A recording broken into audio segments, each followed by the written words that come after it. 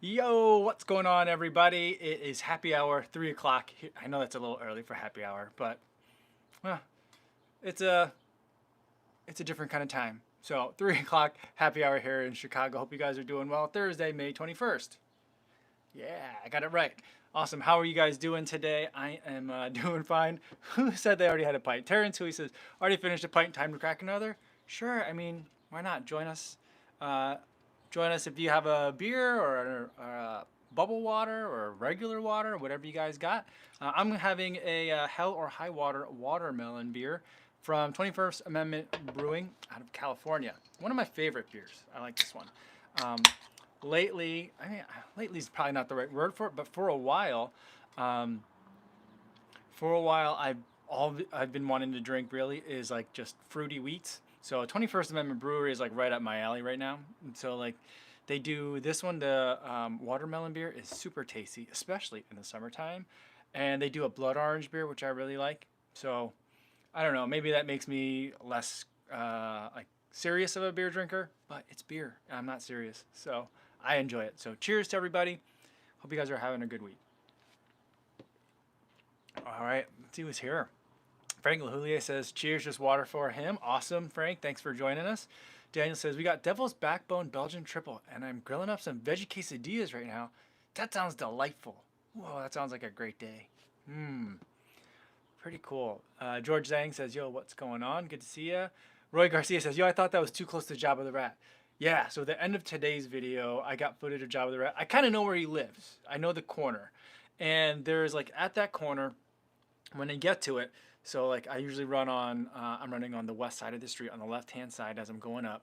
And to like behind me, there used to be this giant grocery store that's been like bulldozed to the ground. It's just rubble back there, and the lot's empty there, and there's not really even that much work going on. And at that corner, there's one of these giant like potted planter things that's there that like in the springtime they'll plant stuff. Just I don't know why those things exist. I'm sure there's some sort of like city planning kind of theory to it, but it's there. And usually that's where the rats are hanging out underneath because it looks like a big giant bell, like an upside down bell. And they kind of hang out underneath there. And sometimes birds hang out there too. And they kind of like, I feel like they kind of rub elbows. They just hang out, I maybe for warmth. I'm not sure what. But then for the footage in today's video, I was getting ready to film it because I've been going over kind of in that area because it's like right by the corner, so I can kind of like loop a little bit and get there. I was gonna get some footage of him and see if he was there, but he was at the garbage can on the other side of the sidewalk, and like I caught him by surprise, he caught me by surprise, and basically it was a deer in headlights moment for the both of us. We both were like, I'm just going. And so I kept going ahead and he kept cutting across and I almost stepped on him. So that was my brush with Jabba. But I think he's doing well. I mean, he's still fat. He's still a happy rat. So it's good. Let's see. Michael Copera says, wearing a 21st Amendment Brewing hoodie right now. Awesome. That's cool. You know what I really appreciate about microbreweries? I mean, I like a lot of things about microbreweries. Um, like I just love the idea. I mean, in terms of microbreweries themselves, I like the idea that it's more like, I guess more of like the European like pub kind of culture, where it's like every town just has one and they make their own beer and that's what you drink there. I like that aspect of it, that there's such a regionality to it. But I also like that there's a really strong merch culture to it, and so it's not just like stuff for the sake of stuff. There's like usually nice T-shirts, nice hats, stickers, that kind of thing. Um, nice collectibles. I guess those are like today's like matchbooks. Remember that? Do people remember that? When you would go to restaurants and you would like go to the bar and like pick up a matchbook because they would have them like in the giant fish bowl, and those would be like your souvenirs from the place. But I feel like having a T-shirt, having a hoodie, it's a much nicer way to kind of support those breweries and also kind of talk about the places that you've been and the beers that you've enjoyed. I think that's a great part of that culture there. CV76 says, we start by brewing a classic American wheat beer, then add fresh melons for a straw-colored, delicious beer with a kiss of watermelon aroma and flavor. I mean, that's what I'm getting from this. It's tasty. It's real good. Daniel M likes it as well. Steve says, hey, thanks for the info on iSmooth Run. First interval session. Oh, okay. Tonight went well. Awesome. Just finished a curry with hype rice, making a cup of tea. Very boring. I don't know, but you had curry with hype rice. So, I mean, anything else could be like an overload of the system in terms of just excitement. But I'm glad that the interval went well. Awesome. Luis Becerra says, cheers. Cheers to you too, sir. Eddie Chan says, hi from Vancouver, Canada. Hope everyone has having a great day. Awesome. Very cool. Jeff Elliott says, cheers. Lee Wilson's got a Goose Island IPA. A solid choice. Very good. I enjoy those as well. Austin Ellis says, drink what you love, brother. I'm going to pop up with some blueberry blondes. Ooh, that sounds tasty too. David Bork says, a glass of French Sancerre white wine there. Cheers, kofuzi. Awesome. Very cool. Cheers to you, David. Martha says, hi, everyone. And Stevie76 say, any reps from Nike Chicago contact you after yesterday's video? No, they didn't, and I wasn't expecting it. So my normal way of contacting and communicating with Nike is I very rarely meet anyone or talk to anyone that has like a Nike.com email address. Last year was the first time I really had a lot of interaction like that. A lot of it goes through PR people and PR agencies. So it's kind of like what I've found and what I'm discovering in this world is like there's like the marketing team on in-house with like Nike, and then they'll have ideas for certain things they want to do. They have budgets, and they'll go to PR agencies, which I always thought PR agencies were a lot more like Mad Men, where it was like you sit around the room and you think up the idea, or like what's that show? It's always on WGN Channel 9, the show Blackish, where like they're sitting around the boardroom and thinking about how to make the ads. Like I always thought PR agencies were like that, but PR agencies, at least the ones that I'm interfacing with, are very different. They're like part creative but part logistics and production companies, and so a lot of them, they're like Nike will be like, I don't know what the exact conversations are, but my take on it is like Nike is saying stuff like, hey, we want to have this like event. We want to do a series of pop-up events, or we just want to do this event, or we have like, for example, like we've donated so much money to these parks in Pilsen neighborhood, and we're gonna have a big like ribbon cutting. We want to make sure there's a lot of people there and influencers and people that are gonna talk about it and generate buzz. And so like they'll talk to the PR agencies to like go make sure that happens, and then those PR agencies have people that they know, and they'll talk to me. And so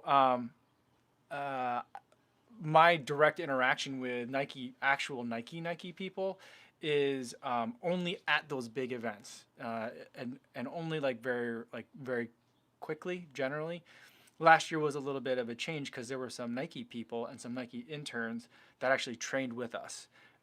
They would go to the workouts, and I think they were also going to the workouts in case any of us got injured or flaked out.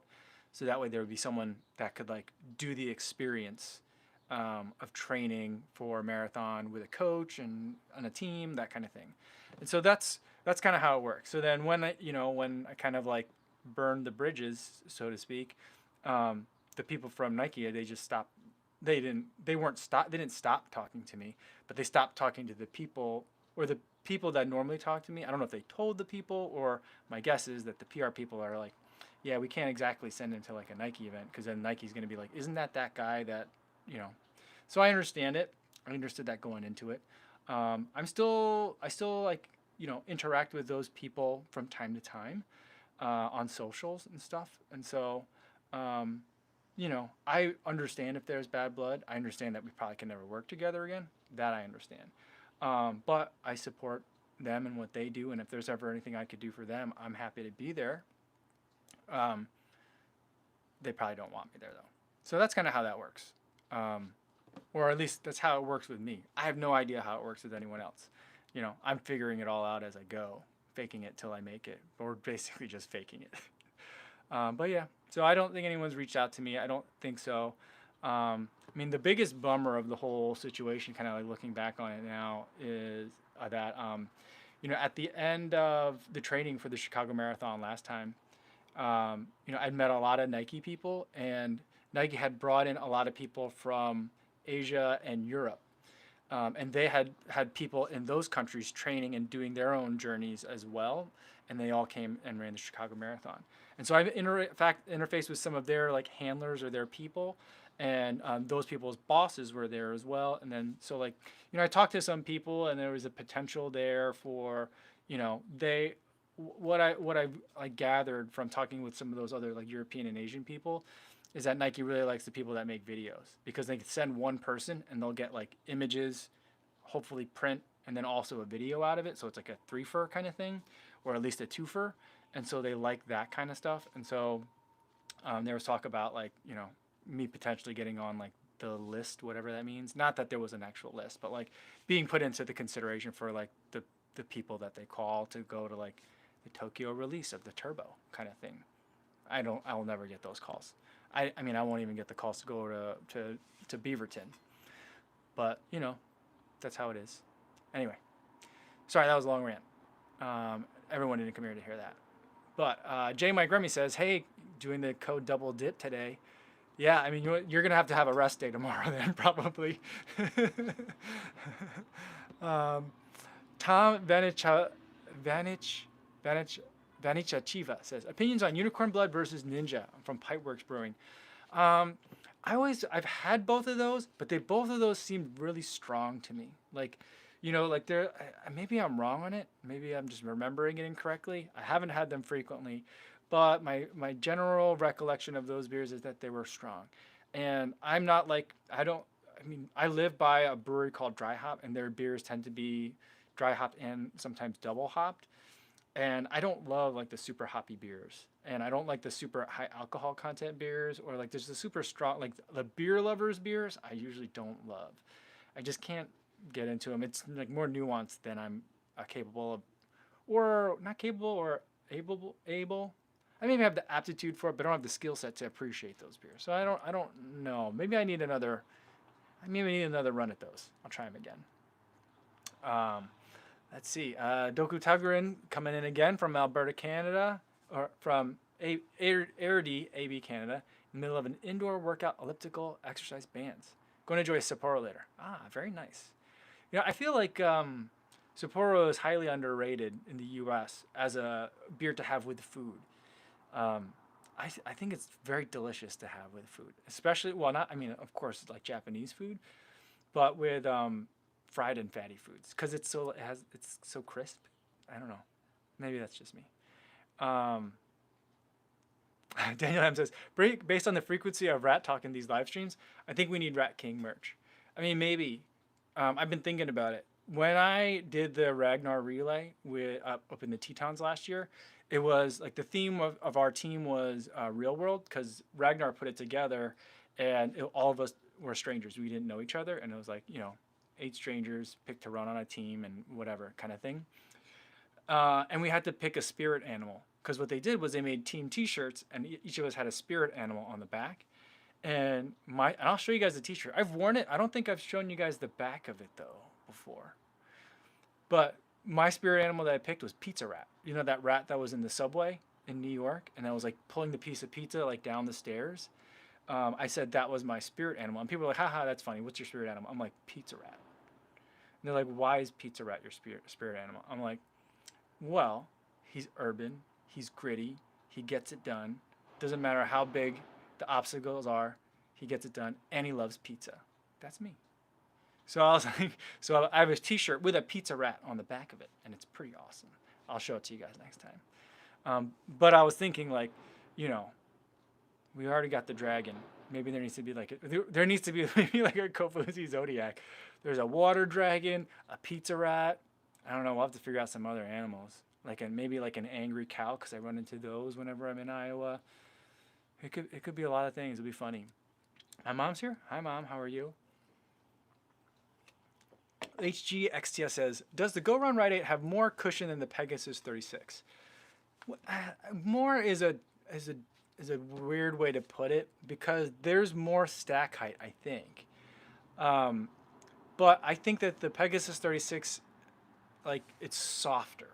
So the Go Run Ride 8 has Hyperburst, and I don't think of Hyperburst as a very soft cushion. it absorbs impact, but it's not soft. Soft is not the word that I normally use to describe it. It's bouncy. Um, it's a nitro foam. Like there's like hyperburst, and now like what is it? The DNA loft, is it, or DNA zero, whatever it is that Brooks has. Theirs is a nitrogen foam as well. Like that's it's just different. And so it's hard to compare them head up, straight up, in the way of like which one's more cushioned. But like that's the best way I can kind of describe the difference between those two. Um, Tom Anderson says, still waiting on you announcing a kofuzi. That is something that we'll have to do. I'm thinking like I like the Teespring stuff, but I do think that we should have like fun stuff that's like limited run, like a couple of hundred, maybe like 100 units of something, maybe even just 50 units. I don't even know if I can make, like if I could sell 50 koozies. And then I guess if I don't, I'll do them as giveaways or something. But have stuff that's really limited, like one time run only. I think that'd be fun. Shannon says, how many hours do you sleep a night, and do you nap? I'd be asleep after a beer right now. I appreciate your Nike video from yesterday also. Thank you. I sleep, these days I'm in bed between 10 and 10:30, and I'm up, alarm goes off at 3:38, and I'm usually up by 4. So however many hours that is. So 6 hours probably at the top end, and 5.5 on the bottom end. I usually accidentally fall asleep at some point. Right after, like in between lunch and then the live stream, closer to like 1:30 and 2, I kind of fall asleep on the couch, because by then we've got the bulk of the like the homeschooling stuff out of the way, and like I let the girls kind of relax. They want to have a snack. They kind of want to just do something different, and be on their own, and then that leaves me like sitting on the couch by myself, and I kind of fall asleep for a little while. So that's what happened. I did not take a nap today. Terrence Hui says, I'm a beer geek, but Sapporo's fire, especially with food. Totally agree. Yeah. Like Sapporo and like fried chicken, the back when I used to eat fried chicken, delicious. Very, very good. Ted Root says, hi, haven't had a drink for 18 years now. Today, happy hour feels like a good idea. Well, hopefully we're not giving you a hard time with it, but you're certainly welcome to join us, Ted and Ruth. And congratulations on 18 years. That's crazy. Awesome. Actors Production says, sign a deal with Reebok and get your own shoe, then make your channel about comparing your shoe to every other brand new shoe. That'd be pretty funny. I don't think I could do that. I don't know. I mean, Reebok would. I don't know if I would want to do it with Reebok. J. Mark Remy says, you can't go through the day without mentioning cooking with Co. Let's make it a thing. Yeah, to this morning we were talking about like cooking with Co. because we were talking about food a lot and also poop. But yeah, there. I don't know if it's still out there, but there is a blog, Cooking Co's, like my wife and I. Well, it was about the food that I made at home back like before we had kids and kind of when we had kids too in the beginning. And then once like parenthood got like real busy, we were like, I'm not doing that anymore. But yeah, I mean, I like cooking. I've always had some sort of creative outlet of some sort going on, and so yeah. So there's always been something out there. There's lots of old stuff out there on the internet. Tom Anderson says, hi from the UK. My new Triumph 17s arrived today, and they're so big. My foot was swimming around, so I had to exchange them for a size down. Ooh. Because you, Seth, etc. say they are true to size. That's interesting. I mean, I know it is a roomier shoe, and it's bigger, but like I wouldn't think that people would have to size down. But sorry about that, Tom. I feel bad. I feel horrible that you had to do that, because I know that's going to take a lot of extra time. I apologize. Hopefully it doesn't cost you extra money as well. Carlos Seja says, are there any races going on yet? And Frank Lahoulier mentions that there was an Ingebrigtsen 5K in Norwood the other day. Yeah, there was. And it was strange to see all the spectators that were there, and none of them like were wearing masks. But like, I feel like Northern Europe is a little bit handling things a little bit different. Well, I know Sweden is. I don't know what Norway's doing, but my first experience seeing the Ingebrigtsen brothers was recently, only very recently. I mean, I kind of saw there's a YouTube video going around with someone trained with the Ingebrigtsen brothers for like a day, and so that I still it's on my like watch later list, but I haven't watched it. But I was watching the Doha World Championships that were on replay on NBC Sports, and they were like, what event was it? Was it the 5K? I don't think it was the 5K. I forget what event it was, but they were watching the Ingebrigtsen brothers were in it, and I was like, whoa, how how many of those guys are there? They're all, I'm like, they have the same, like those guys are like, what are they, twins? I couldn't wrap my head around it, and I had no idea um, who these guys were, and then I kind of looked them up, and I was like, whoa. And then now they just broke the Norwegian record, so crazy for the 5K, for a road 5K. Um, yeah, so those guys are impressive. And I think that there's a book about them. Like I think their dad wrote a book, right? Like how to like train like um, basically like elite Olympic athletes, something like that. Caleb Phillips says, "What do you think about using Brooks as trainers? I use them and they're great. Love your vids." I think a lot of people use them and a lot of people love them, and people that like them tend to love them. There's not people that, I mean, I'm one of the few people I think that I'm okay on them. Some people, like a lot of people, also just think that they're no good. I think they're okay. I like the Glycerin 18. That's probably, well. I also like, I haven't run in the launch before. I have a pair of the Revel. I think the Revel 3. I think that's like the launch, but with guide rails. And I haven't had enough time to really spend with that one. I suspect that I'm really gonna like that one. The Glycerin 18 is okay. For a max cushion shoe, it doesn't feel like a max cushion shoe, so that's my thing with that one. But I think it's great to train in Brooks. If you like it, you know, I guess run with it, so go for it. Let's see, what else we got here? Simon Partridge says, great colors on the Peg 37s. Seeing yours today was almost like looking at the ones I'm still waiting to arrive. Awesome. Yeah, I did the Nike by You for those. It was my first time doing that. And I wanted to recreate the color palette as close as I could. That's on the Pegasus 33 Shields that I always keep talking about. So that's where the color ideas came from for that one. Let's see. CJ Cruz says, yo, what's going on? Running late, no pun intended. Awesome. Yeah, I feel like that running pun gets thrown around a lot here, and people don't even acknowledge it. It's just, yeah, we did it. Key Verification says, yo, went segment sniping in the Hoka Rocket X. Ooh, pretty nice shoes, man.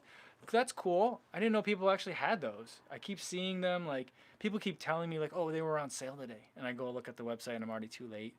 And so I'm wondering if, like, did they actually see that they were on sale, or is that, like, listing just up and there's never any stock? But I would love to get my hands on a pair of those. Drake Holtree says, howdy from Dallas. I found the Adidas Adizero Boston 8 for $85 and I'm currently own the Hoka Ring Cone and Brooks Launch 6. Is it worth $85 to buy the Bostons? I would say I'm not sure. I mean, that's a good price on Bostons, but I think people have been saying that like the SL20s can be found for $60 on certain places online. And I would say that's probably the better deal and maybe a little bit more different from your ring cones, because I feel like the ring cone and the Boston 8 I'd probably use pretty similarly. So that might be something I would look at too. I think it would depend ultimately on how much life you have left in your ring cone. Let's see. JC8489 says, any chance recent lower back stiffness is related to running in shoes that are worn out? I mean, it could be. I mean, it depends on how the shoes are worn and what way. But if it's usually when I think about lower back pain, I think that there's something in the hips. That's what I think about. I don't know if that's anatomically correct to connect those two things. So like, but I mean, why are your hips hurting? It could be because of the shoes. I'm not sure. Did you only just started running in those shoes that happen to be worn out, or you think you've gone too long in the shoes? If you think you've just gone too long in the shoes, yeah, then I would think that like, if you've been doing a lot of the same, and then suddenly something starts to hurt, I usually think that it's time to change shoes first. If that doesn't solve it, then try something else. Yeah, Eddie Chan's agreeing. He says worn out shoes equals less cushion equals more impact on your body, so it's possible that could lead to back stiffness. Yeah. Cool. Dave says, reminds me of the Brownlee brothers in triathlon. I'm not familiar with the Brownlee brothers. But I also just listened to a podcast from, I think it was a podcast interviewing Lindsay Krause, I think, the writer for New York Times. I think that's who it was. And she was talking about how, I think it was Lindsay Krause, because she was saying like after college she was living in this like giant house, not giant house, but this like large-ish space in New York with like 6 other people, kind of the way that people do that in New York when you're young. And I think some of them like knew or worked with the Winklevoss, like from Facebook fame or something like that, something along those lines. There's some connection to like Winklevoss was mentioned in like the same day that I like learned about. I mean, it wasn't the podcast was a couple of days old, but like I listened to it on a day that was the same day that I learned about like the I forget their names now. The what are they called? The Ingle somethings, the brothers that just broke the 5K record. Ingebrigtsens, yeah. And so I was just like, this is a strange like combination of brothers. And now there's another set of brothers. Interesting. That's fascinating. Brownlee brothers. I'll have to look that up. Kaiser 303 says, are there any alternatives running shoes like Ultra Boost? Shoes that you can wear every day and everywhere, and most importantly, a shoe that goes well in any outfit? I would say that that's kind of how I feel about my Pegasus. Usually, that's one of the reasons why I like them so much. I'm trying to think, what other shoes other than Ultra Boost are like that? I wear my Adidas Alpha Edge 4D shoes around, but I don't really recommend that people buy those for running. Although I have been using those to run when I run with my daughter, when she rides her bike and I run around, I bring those shoes just to use them up. Let's see, what other shoes are there that look good that you could wear casually too? I think I could wear like the Brooks Hyperion Tempo. I think I could wear like definitely could wear the Asics Dynaflights. I think those look great. Depending on the color, some of the colors look weird. But yeah, I think there's a lot. Like a lot of the Nike ones, kind of. I think you could. The Hoka ones, I'm not so sure that maybe like if you had black and white Clifton 6s, I think I could do that. Yeah. Martha says, Kofuzi, the Rebel 3 is very neutral, very light, fun, and versatile. Definitely not guide rail stability at all. Okay. I mean, it's in my closet, and I've run in it once. I liked it, so I'm gonna try. It's one of those that, it keeps getting pushed back further and further in the closet, and I keep reminding myself, don't do that. So when the Ultra Escalante came in, they kind of took their spot. But we'll get there. Motivation Theory Running is here. Good to see you. Says, hey, hey. Xavier Gonzalez says, thoughts on Atreyu Running and their subscription model? I think that they have an interesting looking shoe. Everyone seems to like it, of the people that have tried it. I've not tried it yet. I mean, I'm not a big fan of subscription things. I know that's where everything's going, but I don't like subscription things. Even things on like Amazon that I'm buying all the time, like the dog treats that I get, the dog food that I get, the K-cups that I still buy a lot of. I never get those on subscription because then I just end up always getting more than I need, and we live in a small place. I mean, look at where I'm doing my live stream from, in a corner of the apartment that's covered in children's art. So, I mean, it's, I don't have like a studio or like a little place upstairs where I can shoot like a lot of people do. I just kind of set up shop when I can. It takes me about 10 minutes to set it up, this shot, and after I'm done, I put it all away into a little cupboard down there. So there's not a lot of, I mean, I already have too many shoes. So like there's not a lot of room for me to have shoes in a subscription model. But I mean, the subscription model isn't for people like me, and I recognize that. I think that it could help a lot of people in the sense that I think a lot of people are running on like a 1.5 to 2-year-old shoes. That's my suspicion. Because not most people don't run year round, and most people don't run 10 miles a day every day. And so I think that people tend to hold on to shoes longer than they probably should. So I think the subscription model is good in that sense. But I don't think what Atreyu has is a daily trainer though, right?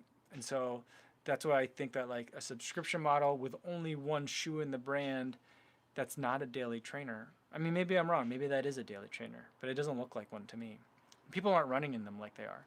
And so maybe that's a testament to the shoe, but Unless it's a daily trainer, I think it's hard to do that. It's a bold move. I'm keeping my eye on it though, for sure.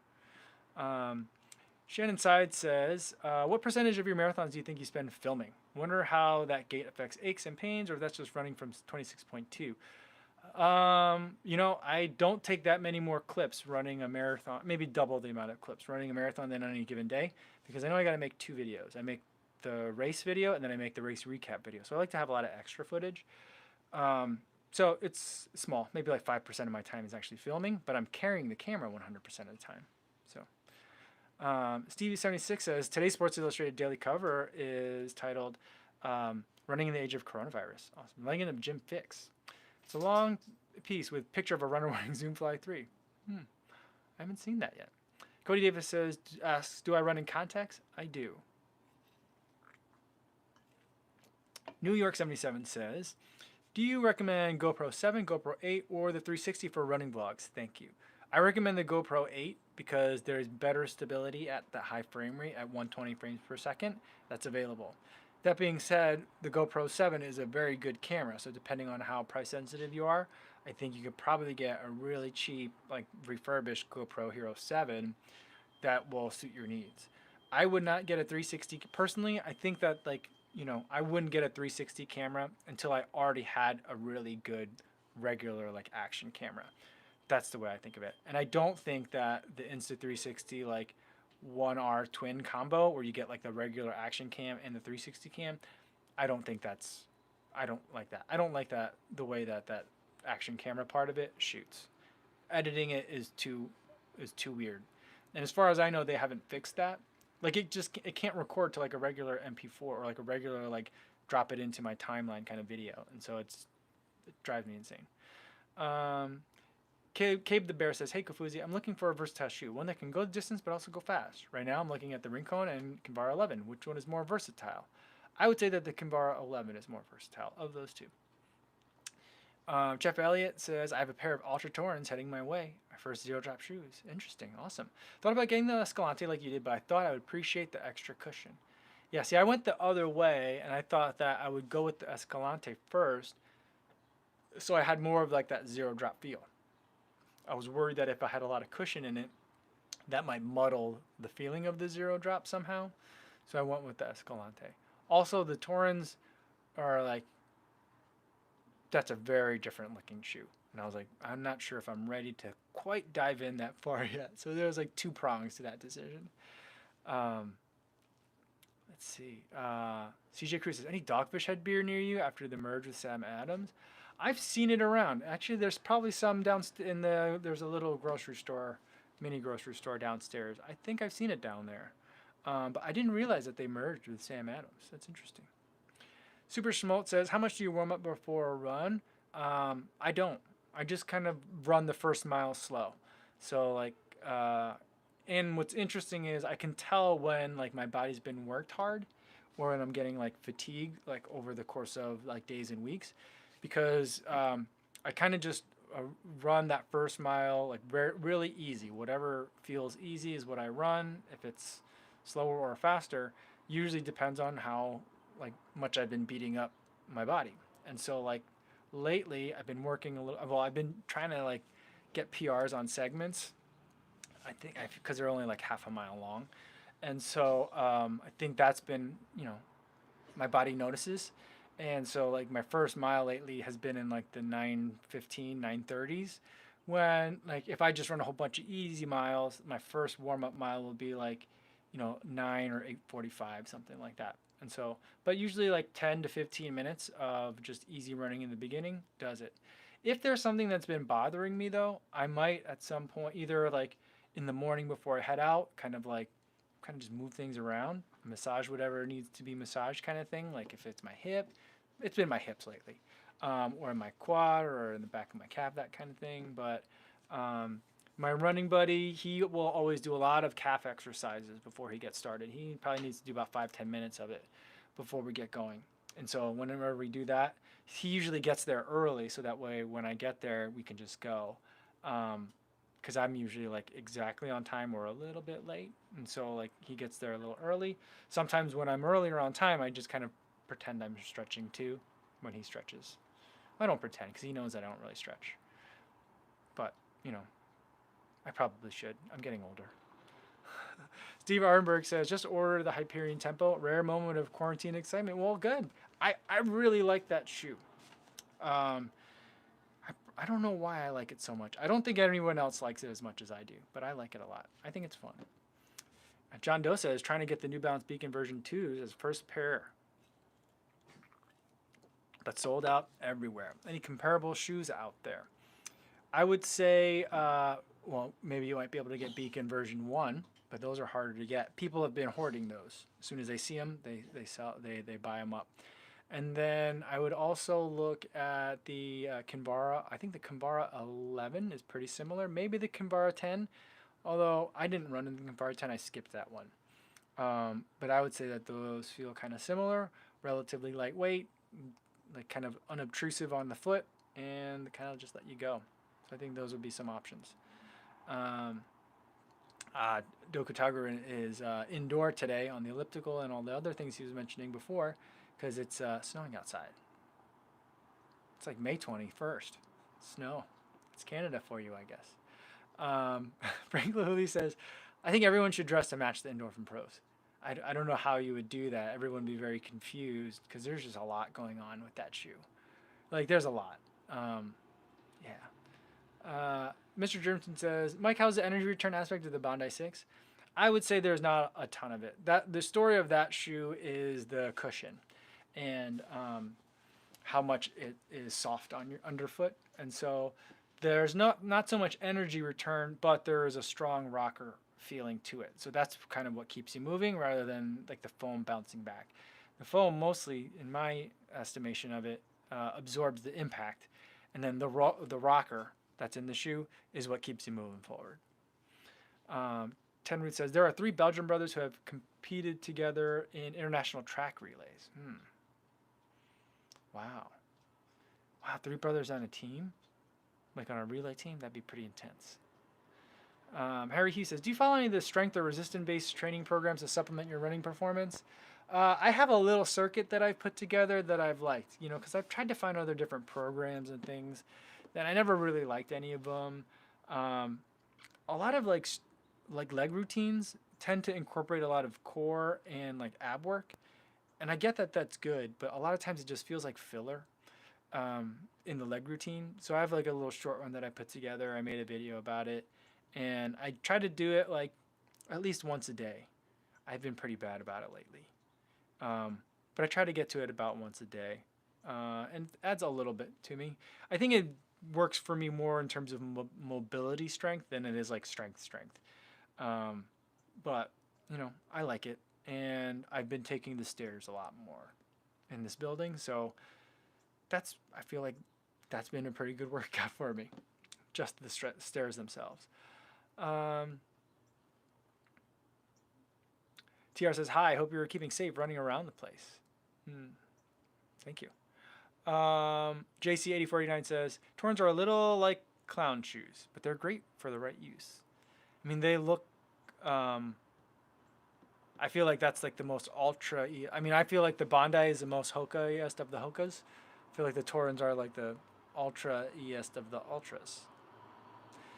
Kevin Scott says, I'm confused over the Adidas SL20. Some places say it's cushion versus the Adios 5. I'm trying to find a non-carbon racer. Will these work?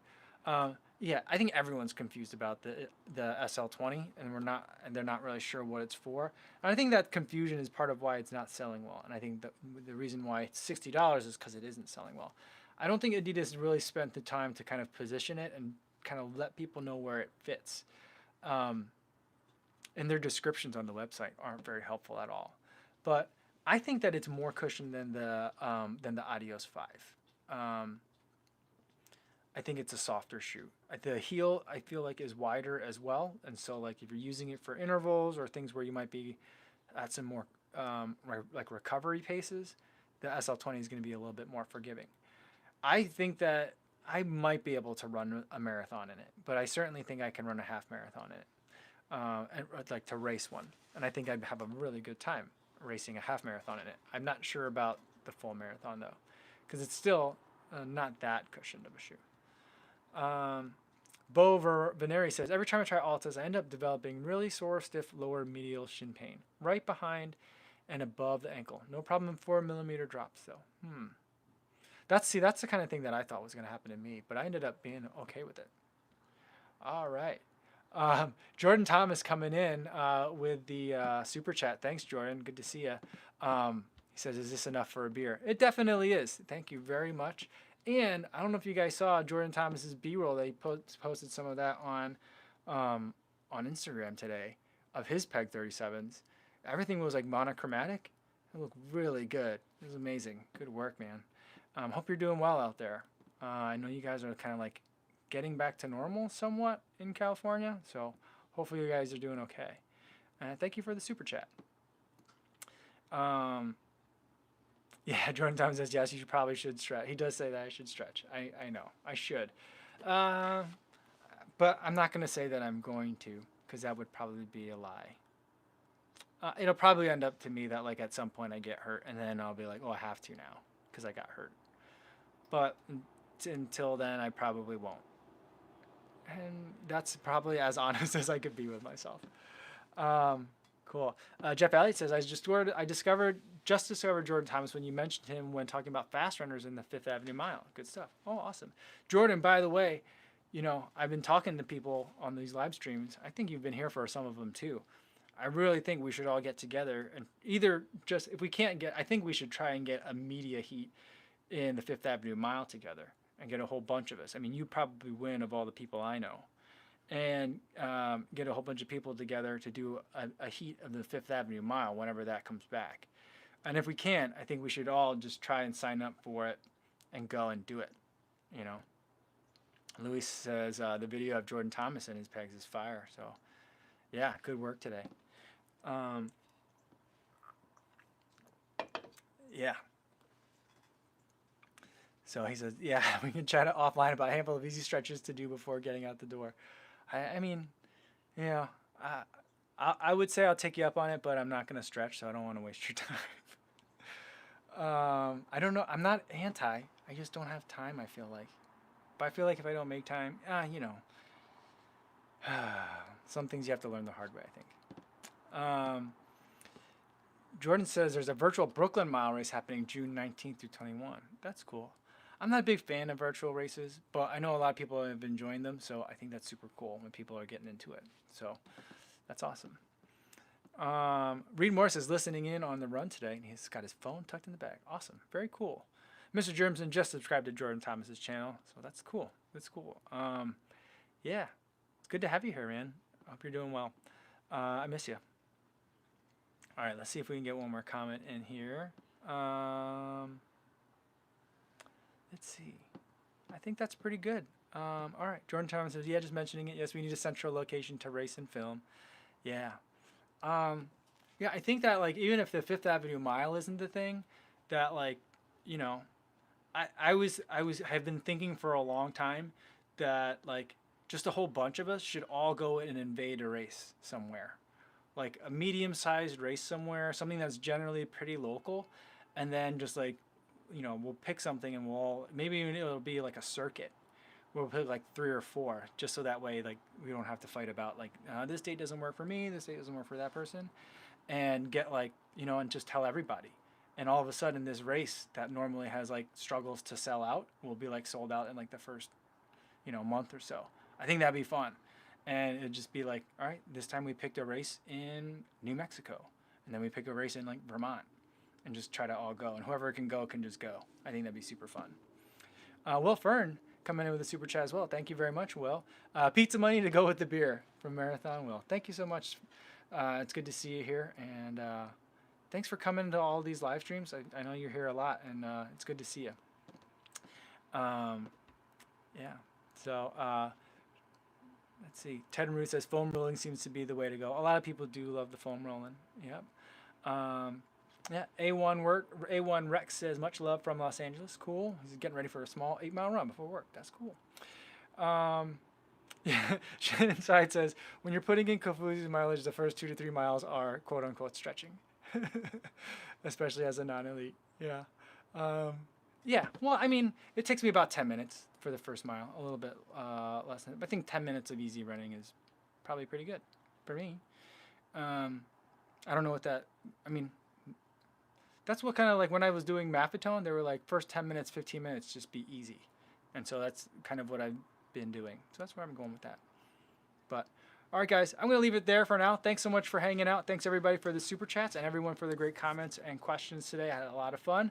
Hopefully you guys enjoyed today's happy hour. I certainly had a great time. I'll be back tomorrow, 6 a.m. Instagram, 3 p.m. here. I don't know. I feel like we need to have a theme for Friday, but maybe we will, maybe we won't. I'm not sure.